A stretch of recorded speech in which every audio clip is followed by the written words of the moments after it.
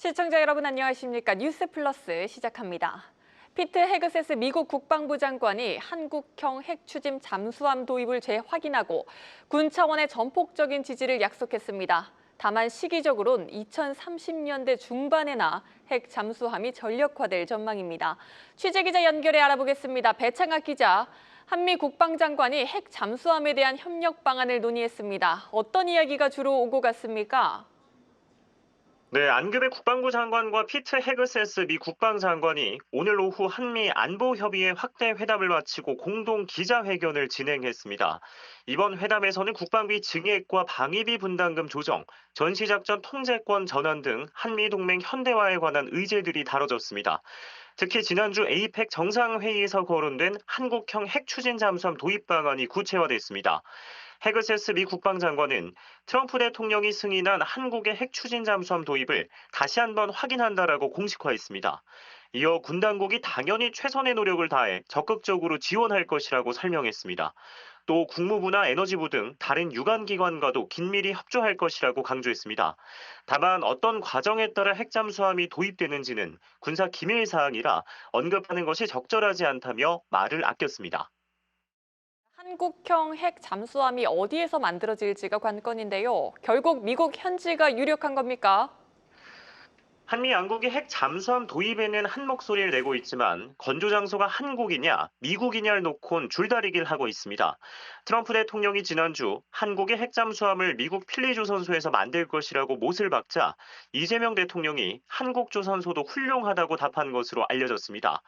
이에 정부 관계자는 트럼프가 필리조선소를 꺼낸 건 정치적 수사일 뿐 양국 공동 문건에 포함되지 않는다라며 선을 그었습니다. 한국이 아니라 미국에서 건조하게 되면 더 많은 돈이 드는 동시에 시간도 더 오래 걸리기 때문입니다. 조선업계 관계자는 미 현재 핵 잠수함용 인프라를 짓는 건 조선소를 신설하는 것과 같다라며 전문 인력 채용과 같은 여러 과제가 산적할 것이라고 지적했습니다.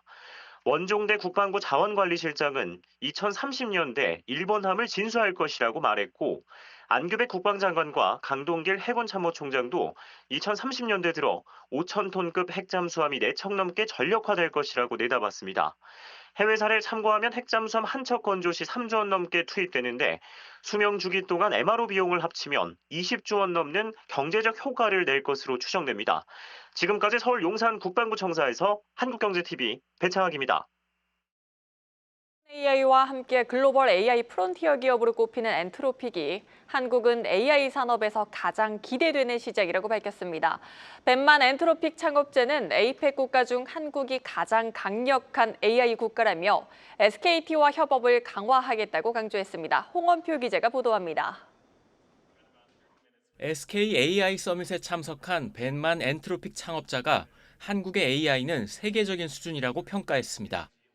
In general, the Korean market is very ahead of the curve and adopting AI technology very quickly. We've seen that Korea is one of our strongest markets in the APAC region. 미국의 AI 기업인 엔트로픽은 오픈 AI 주요 멤버들이 회사의 영리화에 반발해 나와 지난 2021년 새로 만든 회사입니다. 비영리와 함께 AI의 안전 문제에 대해 중요하게 여기는 철학을 갖고 있습니다. 매출은 올해 8월 기준 연간 환산 7조 1천억 원을 기록했습니다. 기업 가치는 무려 260조 원으로 평가받아 전 세계에서 가장 주목받는 AI 기업입니다.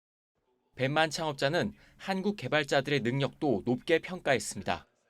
엔트로픽은 SK텔레콤과 함께 한국 AI 개발자들을 대상으로 제한 시간 내 문제를 해결하는 해커톤을 진행했는데 높은 결과물을 내놨다고 강조했습니다.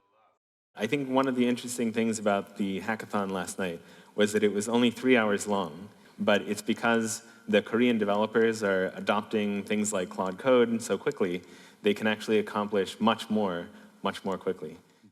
엔트로픽은 초기 투자자인 SK텔레콤과의 파트너십을 이어나가고 통신 분야 이외에도 데이터 센터 구축 등 많은 협업을 할 것이라고 밝혔습니다.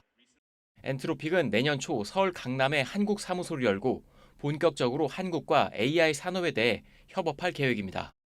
특히 한국지사 설립을 계기로 우리 정부와의 관계를 공고히 하고 한국 AI 기업과의 전략적 파트너십도 강화하겠다는 방침입니다. 한국경제TV 홍원표입니다.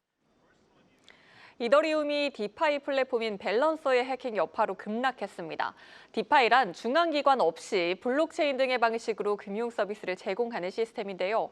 해커가 시스템의 약점을 파고들어 약 1억 달러 규모의 해킹 피해를 발생시킨 겁니다. 가상자산 시장 전반에 불신이 확산되고 있습니다. 증권부 이민재 기자와 이야기 나눠보겠습니다. 이 기자, 이번 해킹 어떻게 발생한 겁니까? 이번 이더리움 해킹은 우리나라엔 잘 알려지지 않았지만 이더리움을 기반으로 하는 대형 디파이 플랫폼인 밸런서에서 발생을 했습니다. 이 디파이는 이제 탈중앙화 금융이라고 얘기를 하는데 중앙기관이 없이 이용자끼리 직접 연결되는 구조입니다. 이때 이용자 간 직접 연결 방식이기 때문에 신뢰 보장이 필요한데요. 이때 필요한 게 스마트 계약입니다. 일종의 소프트웨어고 이게 각각의 어떤 플랫폼마다 따로 또 만들 수가 있는 구조인데요. 이 블록체인에 이용자가 합의한 내용을 올리면 누구나 이 스마트 계약과 실행 내역을 확인하고 검증할 수 있기 때문에 위변조가 어렵습니다. 이런 절차를 통해 가상자산 예치, 대출, 즉 디파이 등이 이루어집니다.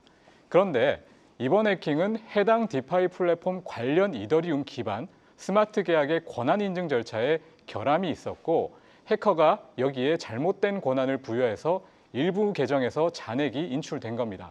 쉽게 말해서 해당 디파이 플랫폼이 이더리움 기반의 소프트웨어인 스마트 계약을 만들었는데 허점이 있어서 이를 파고든 겁니다. 네, 이더리움 스마트 계약의 약점이 드러난 사례라고 볼 수 있습니다. 그런데 이더리움 해킹 사고가 이번이 처음이 아니라고요? 네, 종종 발생하고 있습니다. 올해 초만 해도 이 글로벌 가상자산 거래소 중 하나인 바이비트에서 이더리움, 즉 콜드월렛이라고 부르는 따로 분리하는 지갑에서 해킹이 발생을 했습니다. 악성 코드를 이제 삽입을 한 건데요. 이때 피해 규모만 2조 원에 달하는 것으로 추정이 됩니다. 이 최근 해킹 피해과 비교하면 상당히 큰 규모입니다. 이후 뱅크런 등 추가 충격도 발생한 바 있습니다.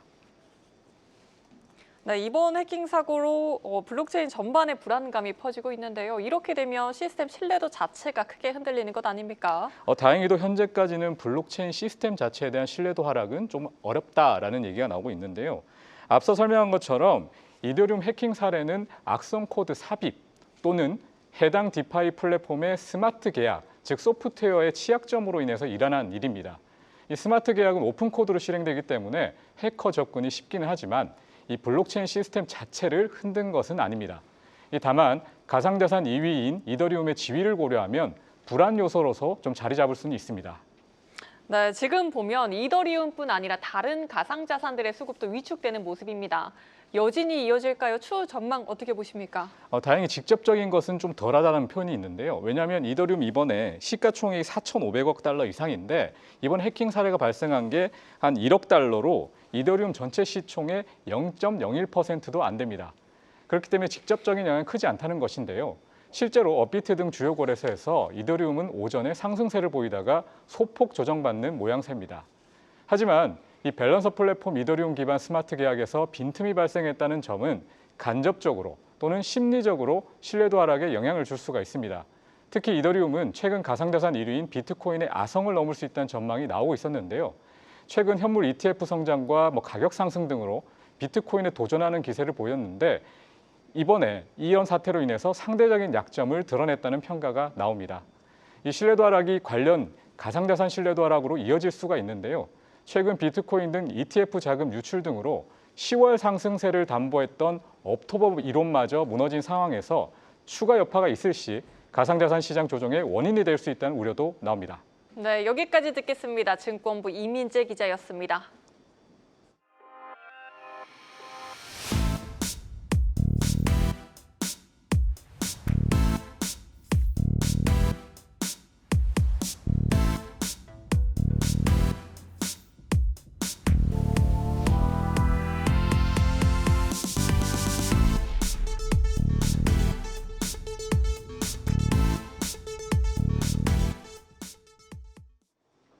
코스피가 연일 사상 최고치를 경신하면서 시중의 자금이 주식시장으로 빨려 들어가고 있습니다. 은행권은 고금리 파킹 통장과 적금 상품들을 잇따라 내놓으며 자금 이탈을 막기 위해 안간힘을 쓰고 있는데요. 파킹 통장부터 살펴볼까요? 입출금이 자유로운 파킹 통장의 경우 일반적으로는 금리가 연 0.1% 내외입니다. 하지만 최근에 나온 파킹 통장들을 보면 우리은행의 삼성 월렛머니 우리 통장이 최고 연 3.5%, KB국민은행의 모니모 KB매일이자 통장이 최고 연 4% 금리를 제공하고 있습니다. 꽤 높죠? 하나은행은 아예 증시 화랑에 맞춰 은행과 증권 서비스를 한 번에 이용할 수 있는 모두 다 하나 통장을 지난달 출시했습니다. 200만 원 이하 예치금에는 연 2.5% 금리를 제공하고요. 증권 계좌로 따로 이체하지 않고 은행 입출금 계좌에서 국내외 주식을 바로 매매할 수 있는 것이 특징입니다. 이처럼 대내외적인 금리 인하 기조에도 불구하고 비교적 높은 금리를 제공하는 파킹 통장들이 속속 등장하고 있는 건 바로 자금 이탈 때문입니다. 특히 언제든 인출할 수 있는 요구불 예금의 경우 5대 시중은행 기준으로 10월 한 달 사이에만 무려 21조 원 넘게 빠져나갔습니다. 지난해 7월 이후 최대치인데요. 은행 입장에선 금리를 다소 높이더라도 예금을 확보하는 편이 이자 마진 측면에서 더 유리하다고 판단한 겁니다. 파킹 통장의 경우 계약 시점에 금리를 확정하는 예적금과는 달리 수시로 금리를 변경할 수 있고 돈이 장기간 묶이지 않아 신규 고객을 유치하기에도 수월하기 때문입니다. 한동안 자취를 감췄던 고금리 특판 적금도 속속 등장하고 있습니다. 연말 연초 만기가 집중돼 있는 예적금 고객들의 목돈이 증시로 흘러들어가지 않도록 하기 위한 선제적 조치인데요. 신한은행이 최근 출시한 신한20플러스 뛰어요 적금은 최고 연 6.6%, 오락실 적금은 최고 연 20% 금리를 제시하고 있고요. 하나은행과 우리은행에서도 최고 연 7%대 적금을 내놨습니다. 증권가에선 향후 12개월 코스피 전망을 5천까지 내다보고 있는데요. 예금보단 주식이라는 인식이 확산하면서 머니무브 방어를 위한 은행권 고민이 깊어지고 있습니다. 지금까지 뉴스 브리핑이었습니다.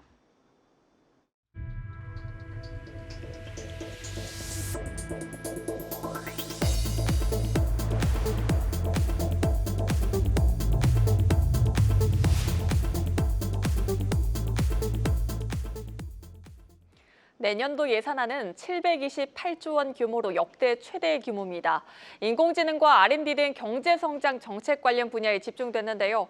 이재명 대통령은 오늘 취임 후 두 번째 시정연설에서 확장 재정의 필요성에 대해 설명하고 예산안이 법정 기한 내에 통과될 수 있도록 국회에 초당적인 협력을 요청했습니다.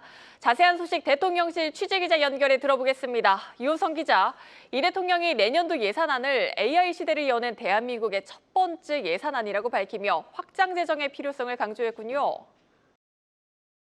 네, 이재명 대통령은 오늘 오전 국회 시정 연설을 통해 인공지능 분야 집중 투자를 위해 내년도 예산을 728조 원 규모로 편성했다고 밝혔습니다.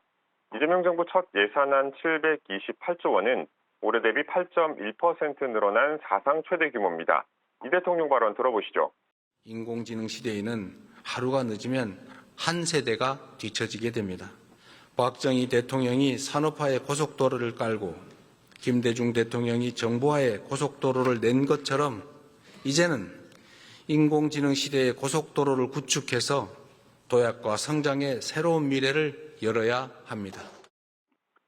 이 대통령은 시정연설 직후 열린 국무회의에서는 재정을 마중물 삼아 경제 선순환 구조를 복원할 때라며 확장 재정 기조를 분명히 했습니다. 야당을 향해선 초당적 협력을 당부했습니다. 이 대통령은 대한민국 대전환의 시작점이 될 수 있도록 국회의 초당적인 협력을 다시 한번 요청드린다고 밝혔습니다. 한편 국민의힘은 추경호 전 원내대표에 대한 구속영장 청구 등을 규탄하며 이번 시정연설에 불참했습니다.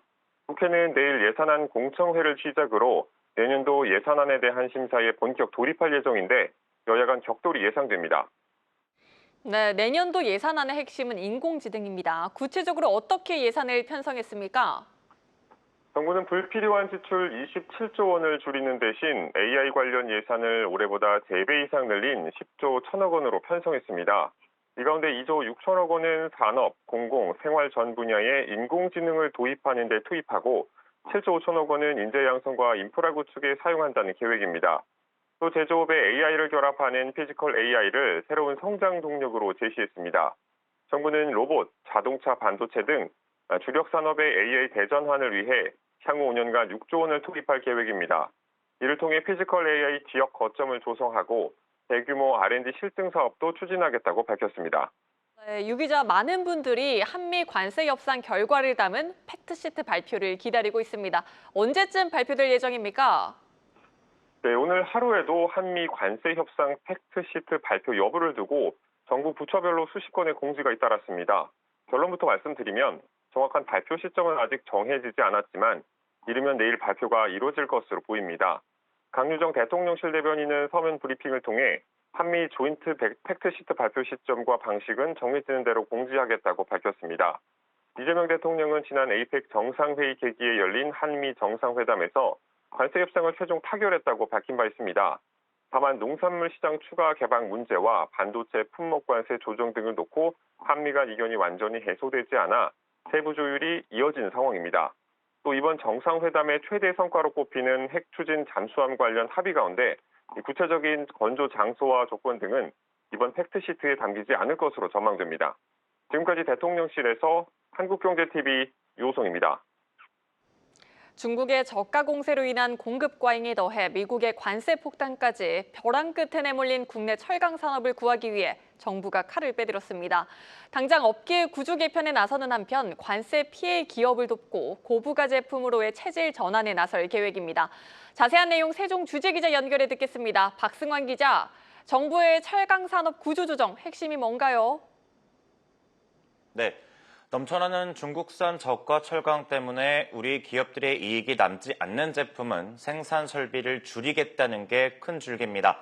이 과정에 기업들이 스스로 뛰어든다면 정부가 돕고 꾸물거린다면 압박을 주겠다는 의미로 풀이됩니다. 오늘 있었던 회의, 김정관 산업부 장관 발언 확인하시죠. 경쟁력 약화로 공급 과잉 심화가 전망되는 품목을 중심으로 자율적 설비 조정 여건을 조성하겠습니다. 사업 재평 가능성을 검토하며 업계의 자발적 감축 노력을 정부가 적극 뒷받침하겠습니다. 정부의 철강 산업 고도화 방안에 따르면 이번 설비 규모 조정은 제품 경쟁력의 여부와 기업들의 계획 등을 아우른 세 가지 원칙으로 진행됩니다. 중점 대상 품목으로는 철근을 지목했는데요. 수입 제품들의 침투율이 3%로 비교적 낮아서 그나마 경쟁력이 있는 편인데 기업의 자발적 노력이 부족하다는 판단 때문입니다. 스스로 개편안을 가져오도록 압박하는 한편 필요하다면 철강 특별법을 만들어 법적 지원 근거를 둘 계획입니다. 네, 반대로 경쟁력이 있고 미래 기술로 꼽히는 특수강 분야에서는 과감한 선제 투자를 예고했다고요? 그렇습니다. 구윤철 부총리 발언부터 보시죠. 2030년까지 10개 특수 탄소강에 2천억 원의 대규모 R&D를 지원하고 수소 환원 제철 실전 기술 개발, 철강 특화 AI 모델 개발 등을 통해 고부가 저탄소 전환에도 박차를 기하겠습니다. 강철에 규소나 만강 등을 섞으면 더 강하고 질긴 특수강이 되는데요. 이 중 탄소 함유량이 2% 이하인 특수 탄소강은 차세대 선박이나 육해상 에너지 압축 및 이송 등에 쓰입니다. 정부는 특수 탄소강을 차세대 주력 제품으로 보고 2천억 원의 연구 개발을 지원합니다. 이를 통해 2030년까지 조선 에너지용 극한 환경 특수 탄소강 글로벌 1위를 달성하고 자동차와 방산, 우주, 항공 등에 사용되는 프리미엄 시장 점유율도 확대하겠다는 목표인데 구체적인 로드맵은 다음 달 이내에 공개됩니다. 지금까지 세종 스튜디오에서 한국경제TV 박승환입니다. 정부가 주택시장에 강도 높은 규제를 가하자 갈 길 잃은 뭉칫돈들이 이번엔 빌딩 시장으로 몰리고 있습니다. 서울을 찾는 관광객까지 늘면서 이른 아침부터 붐비는 상권의 건물들은 평당 수억 원에 거래되고 있습니다. 방서우 기자가 보도합니다. 고소한 빵 냄새가 이른 아침부터 관광객들의 발길을 사로잡습니다. 바로 옆 팝업 스토어에도 벌써 대기줄이 생겼습니다. 서울 성수동에서도 핵심 상권으로 꼽히는 연무장길의 모습입니다. 최근 이곳 한 빌딩이 약 190억 원에 거래됐습니다.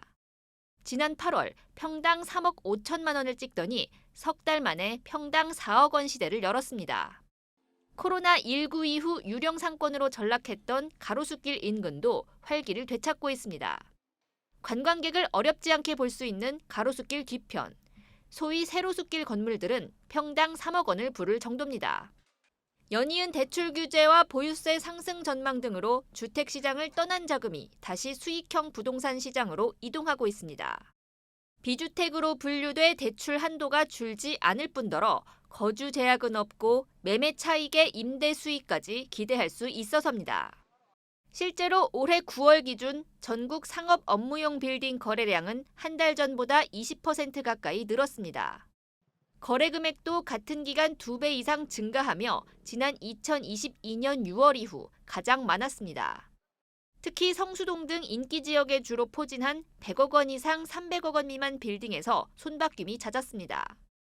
코로나 때 그때 이제 15억 초과된 아파트 대출 규제하면서 실제로 아파트 투자자분들이 빌딩 시장으로 많이 넘어왔거든요.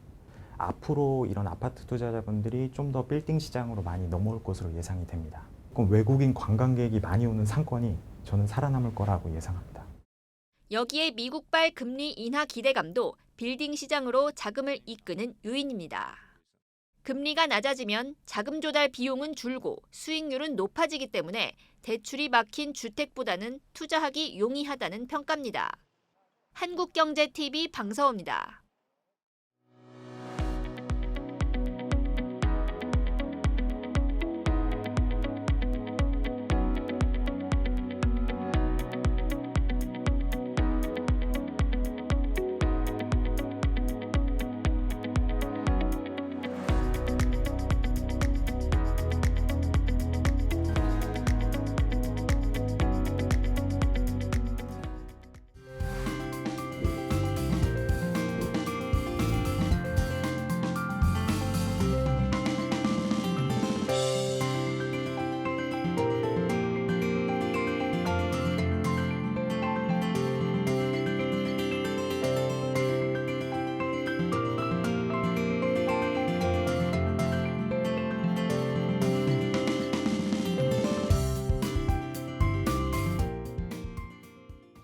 저희가 준비한 뉴스는 여기까지입니다. 시청해주신 여러분 고맙습니다.